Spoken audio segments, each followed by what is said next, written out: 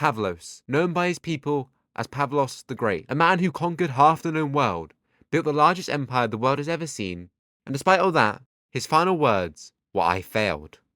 Pavlos failed to complete his goal. He first set out on this journey to unite all of the Greek people and give them a state where they were no longer second-class citizens, but were instead treated equally and given the respect they so long deserved. But despite all Pavlos conquered, he never managed to take the last Greek stronghold in Byzantium, and even then, the Greek citizens did not enjoy a better life. And with Pavlos' empire, it brought the plague, a disease which flipped the whole world upside down. One in the end, Pavlos blamed himself for. But while Pavlos does not believe he succeeded, he will forever go down as being a hero for the Greek people and the greatest general of all time. Today we're going to be continuing to take a look at a scenario where civilization starts over. We're now on episode number 23, and before I forget, let me go ahead and quickly save this map. You might notice in the thumbnail of the previous episode, it is kind of inaccurate, and that is because I forgot to save the episode 22 map. So for the episode 22.5 thumbnail, it just was terrible, essentially. So for the episode 22.5 thumbnail, it just was like a quickly remade version.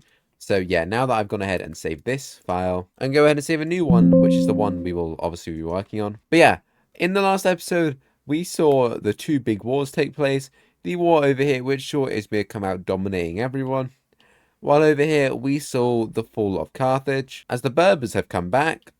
Meanwhile, Italy has also fully controlled the region of Italy by now. But I guess the two most important events actually happened right at the end of the episode. Number one was that Pavlos died, which is basically just going to go ahead and send the empire into just a bunch of mess. And also an event which affects the whole entire world is, if I can find the layer, or actually there's no layer for it, but a plague sprung out of India, which spread all the way over here. It is now known as the Pavlosian plague, because Pavlos died of it. It has caused wide-scale instability in some regions. Some regions didn't actually do too terribly, but some did, more terribly. But yeah, this episode is going to be discussing what is going to happen to Izmir, while also seeing the kind of first impacts of this plague. But first, we're going to be going over to the religion map. As we see, the final Iberian king over in Portugal has finally gone ahead and converted to the red religion. Meanwhile, over here, the red religion has kind of spread as the norm over here in England. And most territories up over here that have now been controlled by the Swiss for at least a few centuries have also been converted. Meanwhile, we actually see that the yellow religion is the one that has spread over here in the Polish regions. While over here in Persia, it has been a slow process, but over a while, more and more people in Persia are now becoming the green religion. Whilst we also see that finally over in Morocco, this land is all kind of known about. These guys are Vishaman religion. In terms of ethnicity, they're also just a base Moroccan one, or I guess technically this is like a sub-ethnicities. I don't really know what's going on here, but yeah. But that is actually going to be the first land change in this kind of world, and that is that this area is going to come under control of the Berbers. Now, this area probably should have been under control of Tlemcen, but I'm only just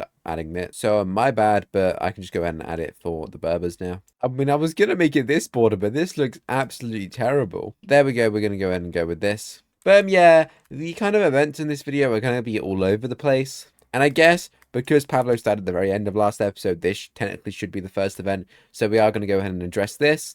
As the actual first issue / thing that comes out of the Izmirians Empire is actually a thing to do with Italy and the Vishaman religion. That is right, the Vishaman religion is going to be the first organization to actually act on what's going on over here. Currently, it has literally been a day or two since Pavlos has passed, and it's kind of like, well, you know, what's really going on? Is Zeno just kind of in charge? Zeno officially takes power, however, he doesn't necessarily have the same unity and control in all the regions, blah, blah, blah. Also, this map is incredibly outdated. The kind of cardinal seats do stay the same. So for now, I'm just going to go ahead and probably just stick them all up here. I do need to go through and update them, but that's a later me problem. So for now, we're just going to go ahead and group them all up. I'm just realizing how outdated this map is, by the way. Also, in regard to the green organization, it is actually just vanished. There is not really any sort of cooperation between these countries left, so yeah. Also, obviously, Sparta left, and their cardinal seat got, zapped. But yeah, Anyway, while I, go ahead and sort through this, essentially what is going on is that the Pope in Venice has called an emergency meeting as he brings to the kind of table of all the cardinals that there is a very big problem over here concerning the Viceremans. And that problem is that there are around 4-ish different pockets of large Vicereman majority regions. And Venice is kind of suggesting, why don't we go ahead and do something about that? The Izmirian's empire is a collapsing state, which future looks unsafe. So the Pope is basically like, hey, if we don't military intervene here, we're just letting our own Vicereman people die, and blah, blah, blah, blah, blah. You guys should just all agree with me. And because Italy has more cardinals than everyone else combined, I'm pretty sure they can just call the Crusade by themselves. But nonetheless, they get a lot of countries on board. As turning on the alliance layer, we see the kind of basically the same people from the Carthaginian coalition Crusade thing are also in this. But we also see joining is Portugal, the Berbers, and most importantly, the Swiss. We see Switzerland break its relatively long period of slow expansion and kind of basically isolationism. They haven't really involved themselves in any of the big wars. As we see, the new empress over in Switzerland is keen to kind of gain religious prosperity and prospect. Like, there's not really any famous Swiss religious figures, and Switzerland wants to, gain influence. So they're kind of seeing this as a good opportunity to do that, especially now that they've just built up their own, like, super strong fleet here. So, yeah. And also, I kind of forgot that the Swiss actually have had a coastline over here this whole time. I mean, obviously, I think this was technically after this, but, like, I completely forgot that, Italy doesn't actually border Croatia. I thought they did. Also, these alliances over here should also be wiped out.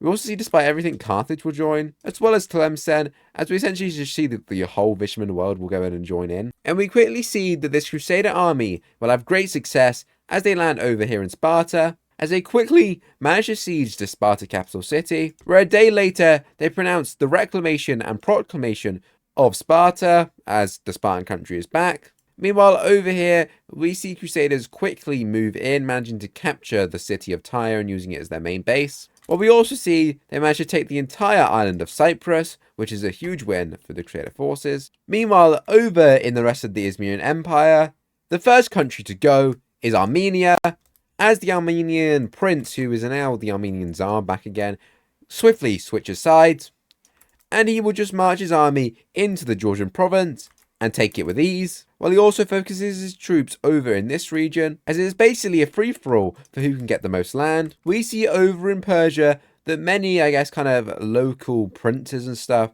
will begin rising up. However, unlike the previous war, these rebellions will all be kind of against each other. But nonetheless, we quickly see various rebellions end up popping out. We also see over in Mesopotamia that one of Ilis's distant relatives has arrived over in the region and has basically managed to proclaim himself the kind of Tsar of Mesopotamia, which I guess it would be a Tsar technically because it's in the Green religion.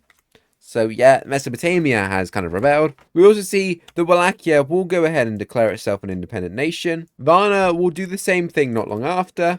As we clearly see, Varnan troops now move into their former territory, doing incredibly well capturing all this land. Now you might be like, where is Zeno during this? Well, Zeno has travelled from Izmir over to the European front, as he has clashed with the Crusaders over in Sparta, winning a triumphant victory against them, managing to storm the walls of Sparta, and within a week, Zeno manages to repel all Crusader forces, which is a huge victory for the Empire. However, what isn't a huge victory is that they had just been betrayed by their wartime ally in Serbia, as Serbian troops now push into Izmirian territory, as they also begin targeting Thessaloniki, which they will manage to take. As Serbia is showing just how far it has come, the Serbian troops now probably control over half the Balkans, and it doesn't look like they're stopping advancing anytime soon.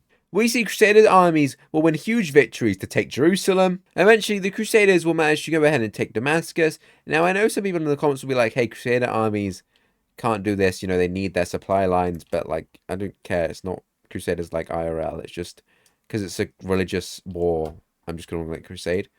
But nonetheless, we quickly see that these Crusaders will manage to consolidate themselves a pretty nice chunk of land up here, fighting yet another battle in which they will win, managing to take the city of Beirut. We see that Saladin III will go and send his brother Saladin IV over here to try and bring about the resurrection of the Kurdish Empire, because remember, the Saladin family is Kurdish. Also, if you're like, hey, didn't Saladin III just come in power? How's he already got a child that's old enough to do this? Saladin II was really old, so Saladin III came into power when he was also quite old, so yep. Is there a Saladin V?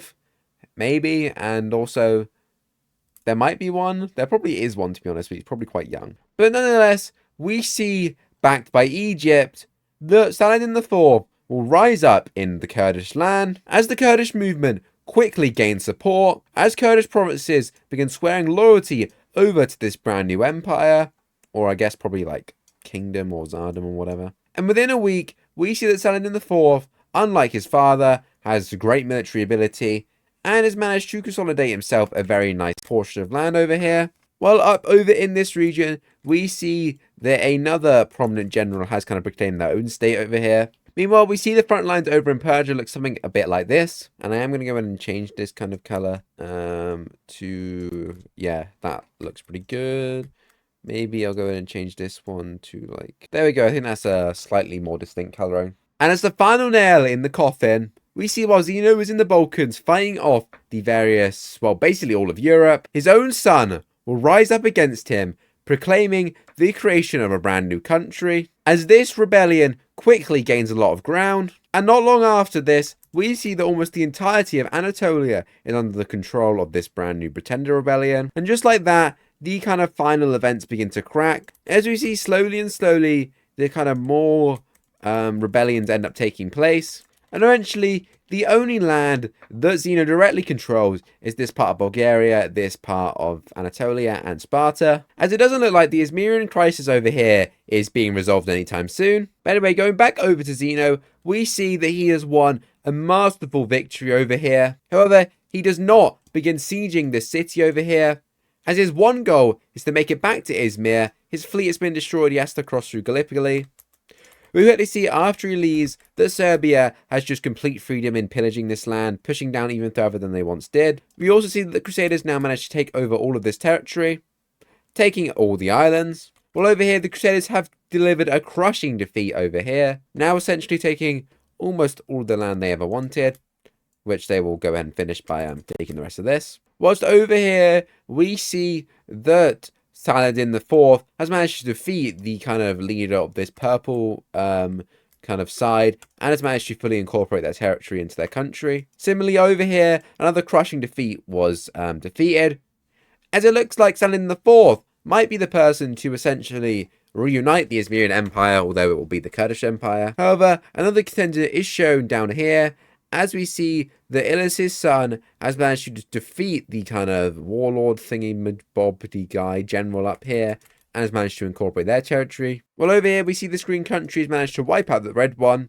before moving north and wiping out this blue one, essentially uniting northern Persia. While over here, the Armenian army will clash with Saladin IV for the city, in which they will come out on top, as Saladin IV agrees to a truce with Armenia, in which Armenia will go ahead and inherit all this territory, as new lines are drawn up with Armenia, looking something a bit like this, while Armenia continues to fight with this green Persian country, actually managing to inflict some heavy blows on them. While over here, we see this pretender rebellion actually loses a lot of ground to the kind of, I don't really know what kind of country you want to call this. Well, you also see Crusader forces now land over in Anatolia, managing to take this city for themselves, as they kind of see, yeah, there we go, the kind of red religion regions, which they go ahead and take. And they also, take a bit of extra land, because why not? Meanwhile, over here, we see that Zeno has made it back over to Anatolia, where he has managed to push down and recapture the city of Izmir, taking it for himself. However, from the west comes Saladin IV with his Kurdish army, as the Kurds continue their advance towards the imperial capital. While we also see Crusader forces now kind of viewing taking Izmir as basically the ultimate goal of the Crusade, now also push. And in a huge battle, we see the Crusaders will deliver a crushing blow on Zeno, as he barely escapes with his life, as the Crusaders have won this crusade and taken the capital of Izmir. Not long after, Crusader forces will now occupy the entirety of this country, as Zeno's territory is now reduced down to here, as at this point in the war, all of these states have come together to agree to a peace over here in the capital of the Kurdish country. and we can go ahead and take a look at the official division of Izmir. And there we are. This is the kind of initial peace treaty that comes out of this. Going over to the Balkans, we can see that Serbia takes a pretty big chunk of land, and you'll see me constantly throughout this peace treaty cleaning up some of these borders. Like, look right here. Like, there's just a lot of things that needs cleaning up, but I'll do that as we go throughout the video. Like over here, this island was never given Izmir's color. But speaking of Izmir, this is what Izmir has been reduced to. Zeno is still in charge. This is the new Izmirian Empire. Up here we have an independent Varna and an independent Wallachia. While down here, any land that's in this dark grey colour is Crusader-owned land, which I will split up afterwards. This isn't just one country, don't worry. We see over here the creation of this Izmit country. Now you might be like, hold on a minute. You might be like, Izmit is the Turkish name. What are you doing? And Izmir is really close to Izmir, but I just think it's kind of funny because Izmir is a Turkish name for a Greek city. So technically it should never have been called Izmir because it was a Greek state, but I called it Izmir and it just became a bit of a joke. So I'm now calling this country the Izmit country, even though because it's a Greek country, it should be called the Greek name. So yeah. But anyway, this country is a pretty decent sized Northern Anatolian. It does contain majority Greeks with just one kind of minority area Turkish. And then kind of a big thing over here is that Saladin IV has now carved out a brand new state over here. And when Saladin III eventually dies, he will inherit that kingdom. And these two kingdoms will not necessarily merge, but they'll enter a personal union, which, you know, is going to be pretty big. Meanwhile, over here, we see that Mesopotamia has just kind of existed. Now, to be fair, Mesopotamia did occupy a lot more land before the peace treaty. Like, they occupied all of this and, like, something like that, maybe. Or especially, like, the Kurds took land from them. That's mainly because if I gave them this, right, that would just look terrible. So I just gave it to the Kurds. And the kind of big boy over here is Armenia has absolutely reached a brand new peak in height. The Armenian Tsar has just become a legend to his people. He conquered a huge, like, crap ton of land, forming himself a nice state over here. Now, I wouldn't say this is an empire necessarily, but it's definitely something. Meanwhile, over here, we see this also quite large Persian state. This is actually the biggest state to come out of this land, but to be fair, a lot of it is because of, like, this is just giant. Like, this obviously isn't the strongest one, but it's actually the biggest one. So I guess maybe you call this North Persia or just the Persian country. I don't really know what you'd call these two regions down here.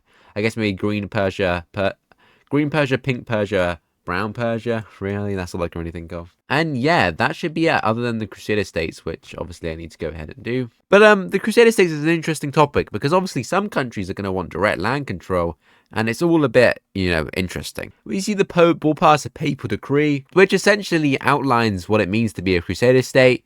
And the thing with a Crusader state is that you need to have at least one level 5 city to avoid the Crusader states being too weak to defend themselves. So like here, you can only have a maximum of 4 Crusader states. Over here 4, here 2, here 1. Obviously this could all be one Crusader state, but it's not going to be. But yeah. And in this world, Crusader states have to be headed by a cardinal, which, funny enough, is appointed by the Pope in Italy. How has Italy gone ahead and done that? Who knows, but whatever. So yeah, those are the two main rules, I guess. There has to be at least one level 5 major city, or at least a major city, I guess you could say. Which obviously, how that translates to real life, I don't know. There just has to be a big location. And number 2, it has to be headed by a cardinal, which means in terms of ideologies, obviously this is outdated. It's going to have to be this one, this papal theocracy, Bishoman theocracy. But anyway, let's go ahead and begin the division of these states. But before we do that, some countries are going to be taking direct land grabs, as Italy managed to go ahead and get itself back its ancestral lands. Or ancestral lands, I mean old lands. It's not like... As Venice is probably the only country which actually gains direct land from this. So go Venice, I guess. Some countries don't like this, especially the Swiss. The Swiss are really opposed to this because they kind of feel like, you know, Italy is definitely catching up to them in power. Like, Italy, like, 2 episodes ago was devastated by war, and in just, like, half a century, they've managed to, like, almost fully recover and are now stronger than they ever were. We see a Crusader state over here, headed, obviously, in Izmir, like so. We also see a pink one here, and we also see the Pope will decree the creation of 2 brand new big cities over here, or not, I guess you don't really create them, but, like, they were close to being this rank anyway. It's just the Pope has officially declared them, like, I don't really know. Essentially, these two cities just spawn in with some lore behind them because, yeah, I said so. One over here and obviously one over here on the island of Rhodes, in which will be the capital of a Crusader state over here. I guess maybe the knights are in this universe, guys. Although they're not a military order because it's headed by a cardinal. We see this bluest one down here. And finally, the rest of this is just going to go over to this green one. Now, I absolutely hate all of these colors a lot. So, yeah, I mean, I could just stare at this hoping to find a good color, but I don't know if I'm ever going to find one. Yeah, maybe slightly darker. But nonetheless, we see over here that 5 new Crusader states are created. And difference to Crusader states we are in real life. These obviously states are much bigger and like could be full-on functioning countries. Well, they are. But, you know, that's just kind of interesting. Now, the island of Cyprus ends up being a super heated topic, as Italy wants to just annex it for himself. It does actually have a decent amount of Italians over here, or I guess kind of Spartans. But big opposers are the Swiss and the Berbers, who see Italy's already gained enough land, and let us just make it its own independent Crusader state, which ultimately it does end up becoming its own Crusader state against Italy's wishes. So there we go. While we see over in this Levantine area, we see this region will be seen as so important that they don't want to risk anything, especially sandwiched between 2 pretty decent powers, that they will merge all the kind of Crusader states that were going to be here into one country, as we officially see the creation of a theocratic state of Tyre. And there we go, I'm just going to change the colour slightly. But yeah, that is it for what happened to Izmir. I mean, what? I mean, I'm an hour into this recording and we've only discussed the collapse of Izmir, which is... oops. I mean, the video should only be like 20-ish minutes, maybe. Hopefully not more than that. Right now, maybe 25, because a lot of it was the peace treaty and, you know, stuff. But yeah, I think that is everything. If I miss anything in the comments, please do let me know. There's probably definitely at least a few mistakes on this map, so do remind me. But we're also going to be doing some surprise power rankings, power ranking the states that came out of Izmir, because I feel like that's going to be quite helpful. The number 1 state that actually came out of this is Armenia. Armenia is right now at the pinnacle of their power. Number 2 followed closely behind are the Kurds. Number 3 will go over to Mesopotamia. Number 4 over to Green Persia. Number 5 over to Izmir. Number 6 over to Tyre. Number 7 will actually remain over here in Izmir, which I'm still going to call it Izmir. Number 8 will be Brown Persia. Number 9 will be Pink Persia. And I guess the strongest of these Crusader states will simply be the one in Izmir, simply because Izmir has the most population. Also, yeah, I just realized a mistake over here. There should be another Crusader state here. That's why I made the city. Silly me. There we go. That should be that. Anyway, let's look at some other countries and see what's going on in the rest of the world. Going over to the Berbers, we have to look to the region of Morocco. As due to the plague, the Moroccans see this as their one and only chance to gain independence, as we see all across the country the Moroccans begin to rise up. As the Moroccan rebellion has been a rebellion brewing for centuries, constantly put down by their superior neighbours. But the plague has weakened the Berbers just enough that maybe, just maybe, the Moroccans can finally achieve their independence and be rid of outside invaders. And this theory all comes crashing down when we see that the Berbers and the Moroccans end up clashing, in which it is a devastating blow for the Moroccan army, as they are destroyed as Berber troops now run back into Morocco, as the Berbers rampage through the territory, sacking village by village, as it looks like the Moroccans have failed to receive their independence, and the Berbers aren't helped as major city after major city falls into Berber hands. But then, a shining beacon from the heavens, or should I say from Iberia, as over in the city of Tlemcen, we see the governor officially swear the province over to the government of Tlemcen over in Granada, officially creating a secessionist movement, hoping to reunite the Tlemcen mainland with the old Tlemcen government, uniting a lot of people that are mad with the current Berber rule, even some Berbers that wish to gain more power that are limited by the Berber rule, as it's kind of been the same Berber family, but also at the same time, Tlemcen is also a Berber state, so it just kind of shows the distrust between all the Berbers. Also, in terms of ethnicity, by this point, we actually do see that Tlemcen itself has become a Berber majority region. We also see over here that a lot of Berbers moved into this coastline, like so.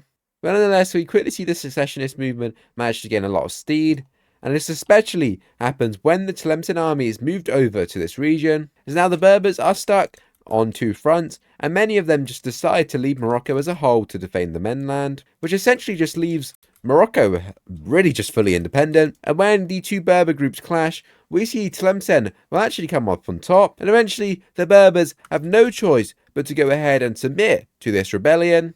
And we can go ahead and take a look at this peace treaty. And taking a look at this peace treaty, this is what it looks like. We see that Tlemcen manages to go ahead and return itself over to their old capital, and this Moroccan state is created. But you might be like, why don't they have a capital? Well, this Moroccan state lasts for 0.1 seconds as it quickly evolves into just a bunch of smaller states. And there we go, we see 8 new Moroccan states end up appearing. And out of all of these, none of them are particularly that strong. I mean, this is going to be the weakest one. It literally has one minor village. So, yeah. As we see, the Berbers are now reduced over here, which I guess technically is probably their core region.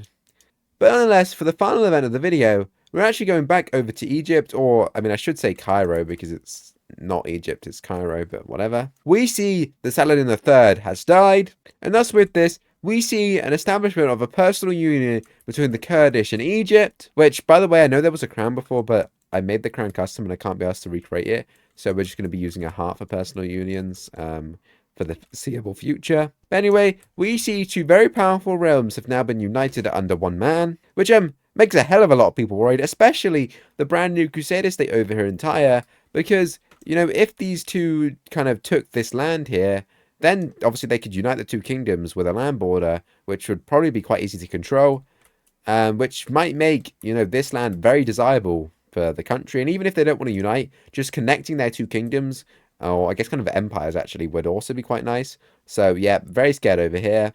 But to say there's no opposition to this is an extreme understatement, as we see a group of around 8 high-ranking nobles will form a noble council, and officially basically just declare an all-out war against Saladin IV, as it's kind of a Cairoan civil war. These rebels will situate themselves a very strong power base down in the south, while also having a very strong power base over here in Libya, and also one down in the Sinai. And to make matters worse, we see Italy officially declares a whole blockade across all of this land here, which means that Saladin has no way to get his army to Egypt. The only way is to go through these guys, which he can't do. So we really see that the nobles will swiftly move in their territory, now nearing obviously the main region, like so. And this is probably a really bad color, so let me go ahead and change it to this yellow color. And this war simply looks like the nobles are about to seize power. But then miraculously, we see that Italy lifts the blockade and actually agrees to let them go through the Crusader state, which is interesting.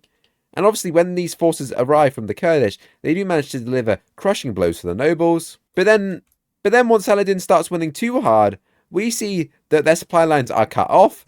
And then Saladin is forced to go ahead and limit his expansion. And the whole world is confused, like, what is Italy doing? But what Italy's doing is they're not allowing either side to win. They're just weakening Egypt. And this plan will all be made evident when Venetian troops land in Libya and take the capital city of the province. And within a week, the entirety of Libya is now under Venetian control. And the main plan of Venice has been secured. And that is that Venice wanted to secure Libya to basically expand their control. However, despite all odds, we see that Saladin IV, without any supplies, will manage to crush the nobles and end up winning the civil war. However, he cannot fight a full-scale war with Venice, so he must go ahead and sue for peace, which we can go and take a look at that peace treaty. And this is what the peace treaty looks like, as we see all of Libya and even more of it is annexed into Venice, while Egypt over here remains solely in Egypt. Now, it doesn't lose too much population, but, I mean, they look way less cool on the map now. But nonetheless, with the personal union between these two is secure. Saladin IV now rules both kingdoms, the Egypto-Kurdish Empire. And we also see that a lot of the nobles are now trusted Saladin loyalists, basically, because they just got rid of all the old nobles. That's kind of just what happened. But yeah, that was the final event of the video. Now, there are regions that probably would have been affected, like we didn't talk about Great Iberia, and we didn't really talk about Iberia. The Balkans, I mean, to be fair, all of this region got talked. So, like, Iberia up here, and I guess the Swiss as a whole, for the most part, didn't really get talked about.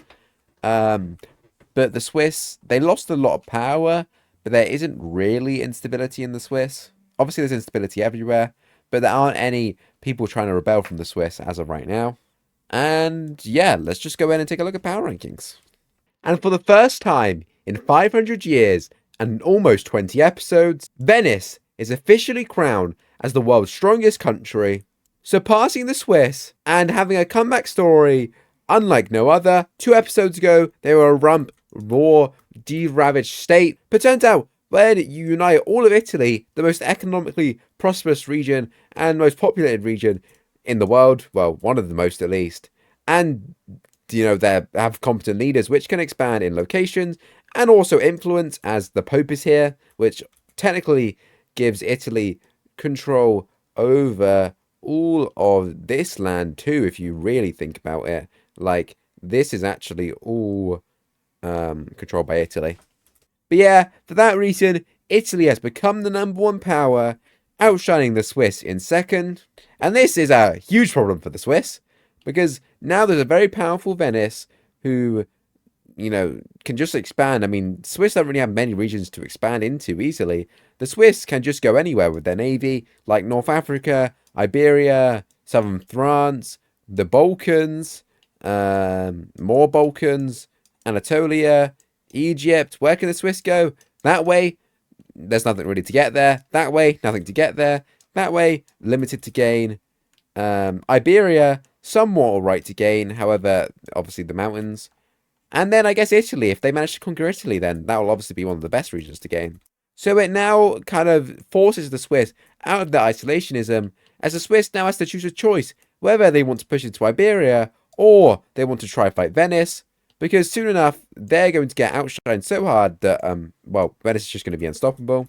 But anyway, in number 3 will actually be Serbia, as we officially see Serbia will end up becoming the Serbians' empire, replacing Izmir as the main empire. Now, to be fair, the Kurdish are probably his empire as well. Maybe Armenia, maybe Persia, maybe even Egypt over here. So there's probably a lot of empires now, because obviously everyone still claims to be the direct heir to the Izmirans empire.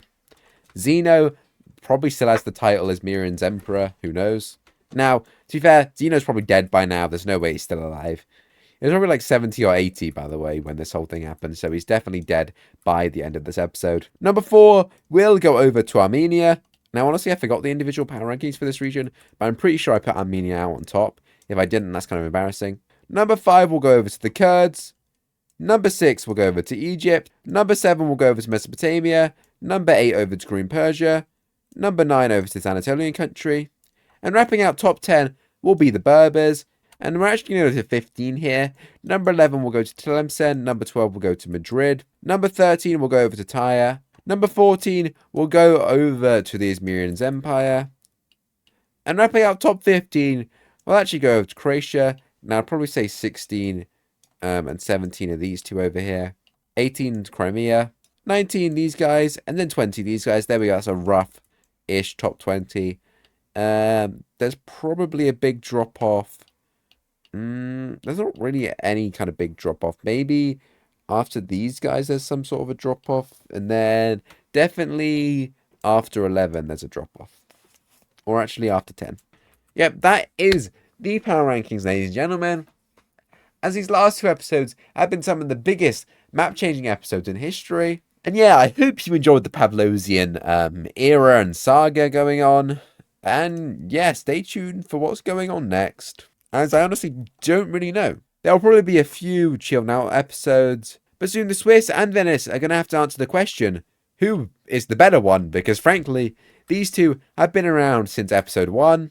I mean, they're actually the only countries that have been around since episode 1. And eventually, only one of these countries between the two will exist. So yeah, eventually we're going to have to answer the question, who's better, the Swiss or Venice? But obviously not this episode. Probably not next episode, just because we've obviously had 2 episodes premiered. So next episode, we'll probably see some more things happen due to the plague. But the Swiss obviously aren't going to be fighting Italy or whatever. But yeah, I hope you enjoyed this episode. Please let me know if I made any mistakes in the comments or if you have any questions, because I feel like I've definitely made some sort of mistake somewhere. And I'll see you in the next video, which will be Spixo India. Or maybe it'll be a 1,000 subscriber special. Whatever I decide to do for that. Let me know any ideas in the comments. Anyway, that's enough of me talking. I've talked enough. Goodbye.